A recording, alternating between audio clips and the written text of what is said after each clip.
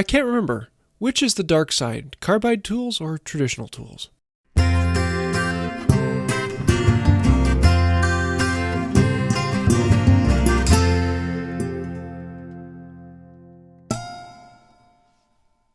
Hey y'all, I'm James Wright. Welcome to my shop. As you may have noticed, I have recently gotten back into turning, and now that I have a foot-powered lathe in my shop, I'm having a lot of fun. And I figured it'd be kind of an interesting idea to go through turning tools.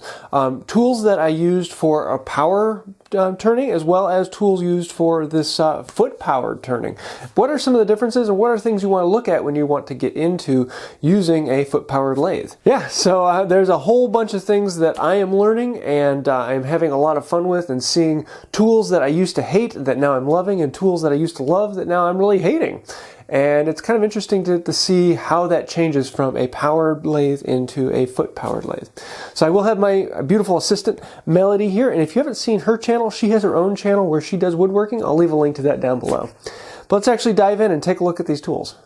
First up, what is a turning tool other than a chisel? And one of the interesting things I've found is because of the low power of the foot stroke, you can actually turn with a regular bench chisel. Now this takes a good bit of practice and working with, but you have to kind of use it as a skew chisel. But yes, you can turn with just normal bench chisels, especially on a foot-powered lathe, because you don't need that leverage to fight against kickback. I still like the feeling, though, of being able to put the butt end of the chisel into my hip and ride the tool. You don't need the leverage on this, but it's still a lot of fun. So I do like the longer turning tool. Now, I really have been enjoying the traditional tools. They are well, for a powered tool, they tend to be a little bit harder to learn, but you tend to get a cleaner cut from them, especially on your softer woods at slower speeds. Particularly the Skew Chisel. And this is just a chisel that allows you to ride the bevel. And this is really useful, especially on a reciprocating lathe where it cuts half the time and is spinning the opposite direction the other half the time. In that opposite spin, it actually just bounces on the bevel, and you get a really nice ride all the way through.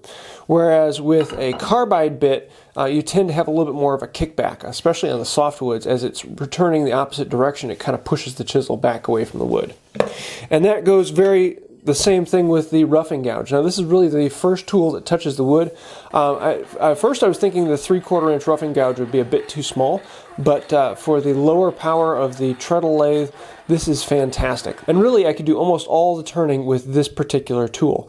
It just rides really nicely. You can just let it sit on that bevel and it rides right through without any problem. And then having the flat sides, you can actually then do your finishing cuts with that, just as you would with a skew or even a scraper, depending upon the angle you present it to the wood. Really, I could do almost all of my turning with these two tools. Now, there are the other things of like I have a 3/8 bowl gouge here, and I used to love this thing, but I haven't quite gotten into the world of using it now on the foot-powered lathe. I'm going to be working at it, but yeah, it's not one I would suggest getting first off. Though later on, this may become one of my favorite tools once I kind of get the hang of it with this lathe. Then, of course, the scraper. This is kind of the go-to whenever you have any wild wood, anything that's difficult.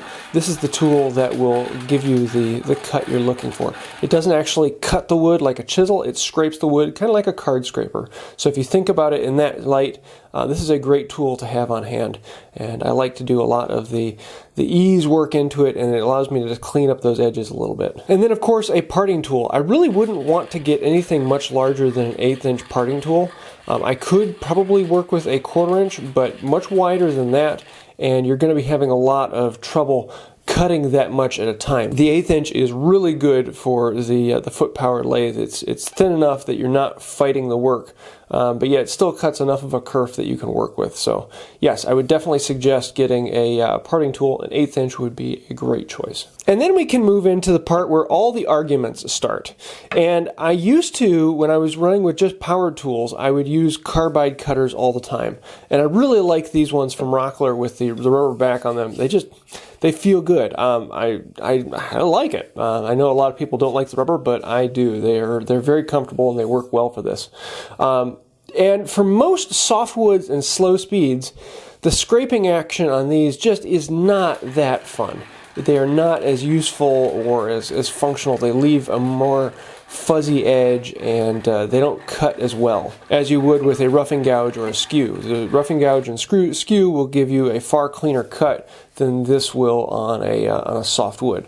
But that being said, I just did some work with African blackwood, extremely hard. And let me tell you, when the skew, it was very, very painful to get this to try and work in that really hard wood. Whereas the scraping action of the carbide cutters, these two were invaluable. The round head and the square head. I did almost 90% of the work with these two tools. They really surprised me. I was thinking I wouldn't use them anymore with the foot-powered lathe, but with the really hard woods, these were very valuable. And I even found myself using the detail carbide tool for the handles, getting in there near the butt end and rounding it over. I was very, very happy with them, especially for the extremely hardwoods. So if you're going to find yourself doing a lot of hardwoods, and I mean things that are like harder than white oak, really hard woods, a set of carbides would be very useful. I find them to be very, very functional for that type of thing. The other thing you can possibly do is get a pin turning set, and especially for the foot-powered lathe, not having that much force, having this shorter handle can actually be kind of nice. And having these with the smaller radius on the round and the square are kind of useful for getting into those corners and things. So I like having these on hand. I bought these quite a while ago, long before I ever had the lathe, and I've used them several times already. They all have their uses and they all have functionality. If you only have money to get one, I'd say, getting a 3/4 to a 1-inch roughing gouge, you can really do a ton of work with this, and most of the work you can get away with it. But there are other things that make them easier. Having a skew blade is extremely fun and extremely useful, but then the carbides are great if you're ever going to be getting into the really hard woods. So pick and choose and have a little bit of fun as you go. So there you have it. I will leave links to all of these down in the description below, so if you want to see a specific tool, you can find out more down there. Whether you are a traditional person or a carbide person, really I would suggest that you look around, because I used to love carbides on the power tool, but now that I'm with the foot power tool, I really am starting to like the traditional tools. Then there's very little that leaves a finish like the skew, and just really kind of nice. But getting into some of the harder tools, the carbides are very useful. So pick and choose. You might find you like something that you didn't like in the past when you switch over to a foot-powered lathe. So I hope this gives you a few ideas and gives you some information. I do want to say thank you to the patrons on Patreon. You guys are the reason why I can keep putting out videos like this. I don't have sponsors. I don't have any other form of income other than Patreon and, of course, the YouTube ads. So thank you for that. If you'd like to find out more about Patreon or help out with that, you can do so right down there. Also, if you'd like to see some behind-the-scenes footage or subscribe to this channel, feel free to do that as well. That's about it for today, and until next time, have a wonderful day.